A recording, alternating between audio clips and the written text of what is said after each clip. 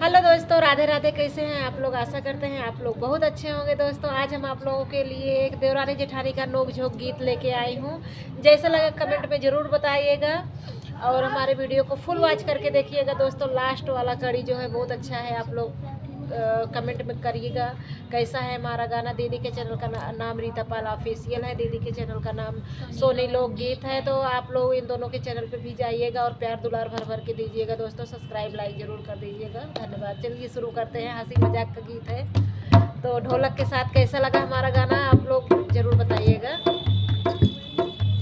काहे के जरलू जेठानी हो, जेठानी हो, मोरे मनवा के मिलल परानी हो, मोरे मनवा के मिलल परानी हो।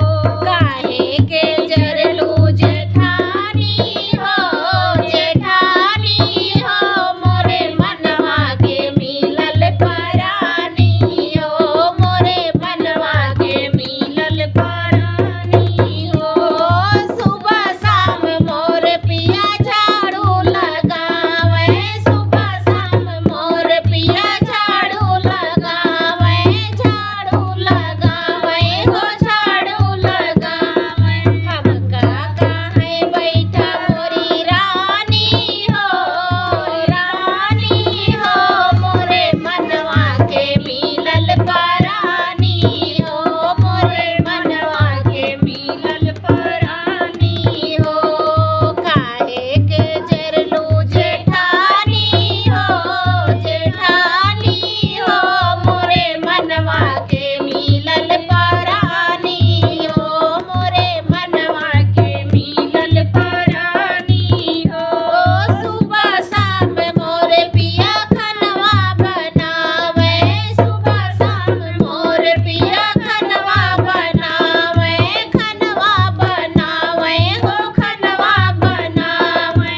हमका काहे खैला मोरी रानी हो, रानी हो, मोरे मनवा के मिलल परानी हो, मोरे मनवा के मिलल परानी हो।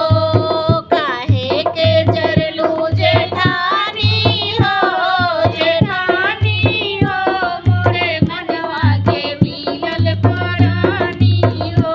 10 बजे मोर पिया बिस्तर लगावे, 10 बजे मोर पिया बिस्तर लगावे, बिस्तर लगावे हो, बिस्तर लगावे। काहे की आवासोआ मोरी रानी हो, मोरी रानी हो, मोरे मनवा के मिलल परानी हो, मोरे मनवा के मिलल परानी हो। काहे के जरलू जेठानी हो, जेठानी हो, मोरे मनवा के मिलल परानी हो, मोरे मनवा के मिलल परानी। तो हमारा गाना कैसा लगा आप लोग कमेंट में ज़रूर बताइएगा। दोस्तों धन्यवाद।